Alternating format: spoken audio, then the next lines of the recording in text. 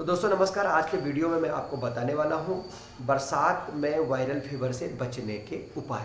जी हाँ दोस्तों, इस वीडियो में मैं आपको बताऊंगा कि आपको क्या करना चाहिए, क्या नहीं करना चाहिए, इसके अलावा वायरल के क्या क्या लक्षण हैं और हम किन किन चीज़ों से अपनी इम्यूनिटी पावर को बढ़ा सकते हैं, और साथ में बहुत ही ज़्यादा आवश्यक जानकारी मैं इस वीडियो में देने जा रहा हूँ जो कि आप सब लोगों के लिए इस बरसात के सीज़न में और वायरल फीवर से बचने के लिए ये उपाय करने अति आवश्यक है। तो चलिए वीडियो स्टार्ट करते हैं। दोस्तों जैसा कि आप जानते हैं कि हर एक मौसम की अपनी क्वालिटीज़ और डिसक्वालिटीज़ होती हैं। दोस्तों बरसात के मौसम में क्वालिटीज़ तो आप जानते होंगे, लेकिन कुछ डिसक्वालिटीज़ मैं आपको आज बताना जा रहा हूँ, जिसमें मैं बेसिकली बात करने जा रहा हूँ वायरल फीवर से बचने के उपाय के बारे में। जी हाँ दोस्तों, जैसा कि आप जानते हैं कि बरसात के सीज़न में सबसे ज़्यादा ये बीमारियां फैलती हैं, जैसे कि सर्दी, खांसी, फ्लू, बुखार, मलेरिया और डेंगू। दोस्तों आज की इस वीडियो में मैं आपको इनसे बचने के उपाय बताऊंगा, क्योंकि बरसात में इस तरह की बीमारियां ज़्यादातर बच्चों को होती हैं या फिर ओल्ड एज के पर्सन्स को होती हैं, और कहीं ना कहीं जो युवा वर्ग होता है वो भी कहीं ना कहीं बरसात के सीज़न में बीमार होते रहते हैं। दोस्तों चलिए आज के वीडियो में इन पॉइंट्स पर हम चर्चा करेंगे। दोस्तों आगे बढ़ने से पहले आपसे एक रिक्वेस्ट करना चाहूँगा, जैसा कि ये रिक्वेस्ट सभी यूट्यूबर करते हैं कि अगर आप हमारे चैनल पर पहली बार आए हैं तो हमारे चैनल को लाइक, सब्सक्राइब और शेयर करने का कष्ट करें। तो दोस्तों सबसे पहले हम ये जान लेते हैं कि वायरल अगर किसी भी व्यक्ति को हो जाता है तो उसके लक्षण क्या है। दोस्तों इसके जो लक्षण हैं वो है गले में दर्द, सिर दर्द, बुखार, शरीर में दर्द, सर्दी, खांसी और चिड़चिड़ापन। तो ये वायरल के लक्षण हैं। इससे आप पता लगा सकते हैं कि आपको वायरल हुआ है या किसी व्यक्ति को वायरल हुआ है या नहीं। ठीक है। और दोस्तों आपको एक विशेष बात और बताना चाहूँगा कि अगर वायरल बुखार में दो चीज़ों का आप ध्यान रखें, इन चीज़ों को आपको नहीं खाना है। जैसे कि बुखार होता है तो उसमें आप दो काम कतई ना करें, जैसे कि आप इसमें दही ना खाएं और अचार से भी आपको बचना चाहिए। ठीक है। और दोस्तों एक बात और कि अगर वायरल बुखार से कोई पीड़ित व्यक्ति है तो वो दिन में ना सोए, यानी दिन में सोना नहीं चाहिए इस बरसात के मौसम में। अब हम जानने वाले हैं कि क्या क्या ऐसी चीज़ें हैं, ऐसे कौन से उपाय हैं जो कि आपको करने ज़रूरी हैं, या वायरल फीवर से बचने के लिए ये उपाय करने चाहिए। दोस्तों बरसात में सबसे ज़्यादा तो मच्छर होते हैं। ठीक है। तो मच्छरों से बचने के लिए सबसे पहले हमको पहला उपाय करना चाहिए, वो है कि फुल बाजू के कपड़े पहने। जी हाँ दोस्तों, फुल बाजू के कपड़े पहने।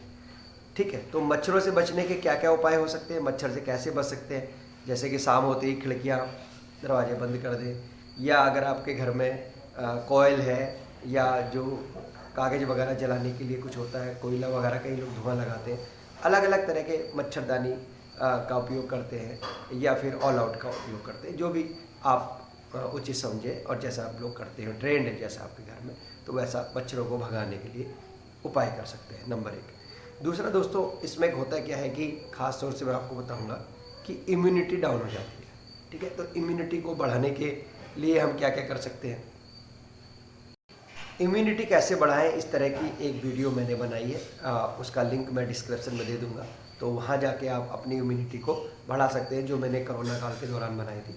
तो इम्यूनिटी कैसे बढ़ाएं ये आप वीडियो लिंक में देख लीजिएगा। खैर चलिए मैं बता देता हूँ सिंपली आपको। इम्यूनिटी जो हमारी होती है उसको बढ़ाने के लिए हम काढ़ा वगैरह पी सकते हैं, हर्बल टी पी सकते हैं, विटामिन सी से रिलेटेड चीज़ें हम ज़्यादा ले सकते हैं, नींबू, संतरा, अनार वगैरह। ठीक है। ये खाने में हाइजेनिक फूड हमारे लिए ज़रूरी होता है। ठीक।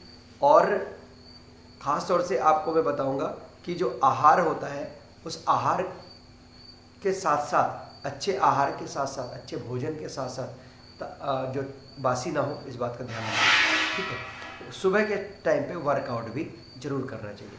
तो वर्कआउट में योगा से रिलेटेड कुछ वीडियोस मैंने बनाई, उसका 1-2 वीडियोस का मैं आपको लिंक दे दूँगा।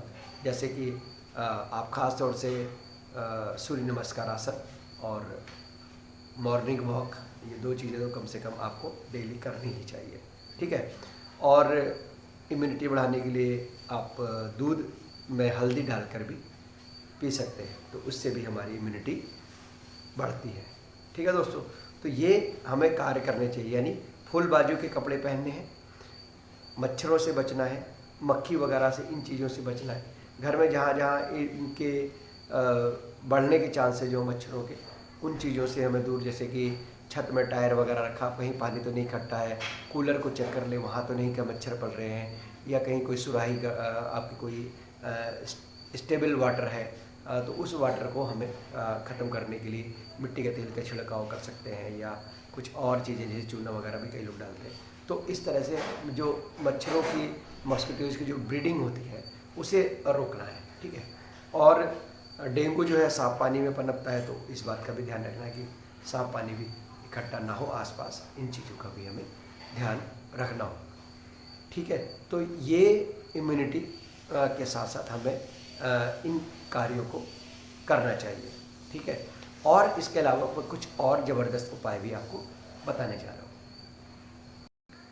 इसके अलावा आप ये उपाय भी ज़रूर करें, जैसे कि साफ़ सफाई का विशेष ध्यान रखना। आपको पता है कि वायरल भी कई तरह का होता है, पर्सन टू पर्सन भी ये एक्सपेंड होता है। ठीक है, एक व्यक्ति से दूसरे व्यक्ति के माध्यम से, जैसे कोई सर्दी जुकाम बुखार वाले व्यक्ति है तो उससे थोड़ा सा दूर बैठे, और हो सके तो मास्क का प्रयोग करें।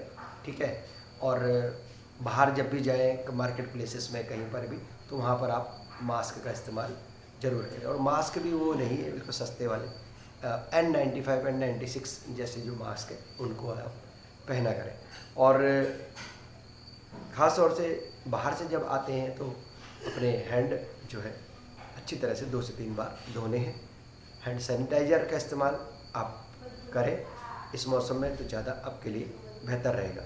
ठीक है, तो इन चीज़ों का, और प्लस छींकते समय या जो है खांसते समय, सर्दी जुकाम किसी को, तो वो अपने हाथ हैंकी रखे, और अगर उसने मास्क पहन रखा है तो अच्छी बात है, या हैंकी होना चाहिए, या टिश्यू पेपर का भी इस्तेमाल कर सकते हैं। अब टिश्यू पेपर, जुकाम लगा टिश्यू पेपर निकाला, और जुकाम वगैरह अपना पोछा पाछा जो भी है उसको अपने डस्टबिन में डाल दिया। तो ये जो सफाई के कुछ मानक हैं, इनका भी पालन करना बरसात के सीज़न में ज़रूरी होता है। और एक उपाय मैं आपको और बताने वाला हूँ अपनी तरफ से, इस बात को भी आप ध्यान में रखें। और एक जो ज़बरदस्त पॉइंट है जो मैं आपको बताने जा रहा हूँ, वो क्या है? वो ये है कि बरसात के सीज़न में आमतौर पे क्या होता है कि जो वाटर लेवल होता है वो काफ़ी ज़्यादा ऊपर आ जाता है। तो उसमें क्या होता है कि जो नल से निकलने वाला पानी आमतौर पे ये हमारा गंदा हो जाता है, इसी को हम पी जाते हैं, तो इससे पीलिया वगैरह और भी कई बीमारियाँ हो जाती हैं हमें। ठीक है, तो मेरा आपसे एक अनुरोध रहेगा कि आप जितने भी घर में लोग हैं वो 4 लीटर के हिसाब से एक बार में पानी को गर्म कर लें। सुबह के समय जो आप पानी पीना चाहते हैं उसको अलग बोतलों में या अलग जगह पे, जैसे कि आपकी कोई सुराही वगैरह है, कोई बर्तन है, बड़ा बर्तन है, उस बर्तन में उस गर्म पानी को अच्छी तरह से गर्म पानी बॉयल करके वहाँ पे अपना रख दें, और उसी गर्म पानी के बाद में वो ठंडा हो जाएगा, नॉर्मल हो जाएगा, तो उसको ही आप पीते रहें। तो एक जो वाटर से अगर कोई प्रॉब्लम क्रिएट हो रही है, जैसे कि अगर आपके दांत वगैरह ख़राब हो रहे हैं, या और चीज़ें, आपको कुछ बॉडी में आपके जर्म्स जा सकते हैं वाटर की वजह से, तो इससे भी आप वाटर को बॉयल करके पिएंगे तो ज़्यादा बेहतर है। तो दोस्तों ये थे उपाय बरसात में वायरल फीवर से बचने के उपाय। ठीक है, तो उम्मीद करता हूँ कि ये वीडियो आपको अच्छा लगा होगा, ये जो पॉइंट्स हैं वो आपके लिए यूज़फुल होंगे। और इसके बाद भी अगर आप वायरल से पीड़ित हो जाते हैं तो तुरंत डॉक्टर से जाकर आप सलाह लीजिए, डॉक्टर के पास जाइए और अच्छे डॉक्टर से कंसल्ट कीजिए, क्योंकि कोई भी जो वायरल है उसको आप छोटा ना समझें, वो आपकी इम्यूनिटी को एकदम से डाउन कर सकता है और आप बिस्तर में कई दिन तक पड़े रह सकते हैं। ऐसा किसी के साथ ना हो, इसीलिए इस वीडियो में इन पॉइंट्स को बताया गया है। तो दोस्तों आज मैंने आपको बताया वायरल से बचने के उपाय, बरसात में वायरल से बचने के उपाय, और मैंने आपको इसमें बताया कि वायरल के क्या क्या लक्षण होते हैं, कौन कौन सी चीज़ें खानी चाहिए, कौन कौन सी चीज़ें नहीं खानी चाहिए, और साथ में ही आपको मैंने बताया कि आप किस तरह से इससे बच सकते हैं। और सबसे बड़ी बात यह है कि अगर आपको लगता है कि फिर भी हमारे पर अटैक हो गया है वायरल का, तो तुरंत ही आप डॉक्टर के पास जाकर जो है उससे कंसल्ट करें और उचित मेडिसिन लें।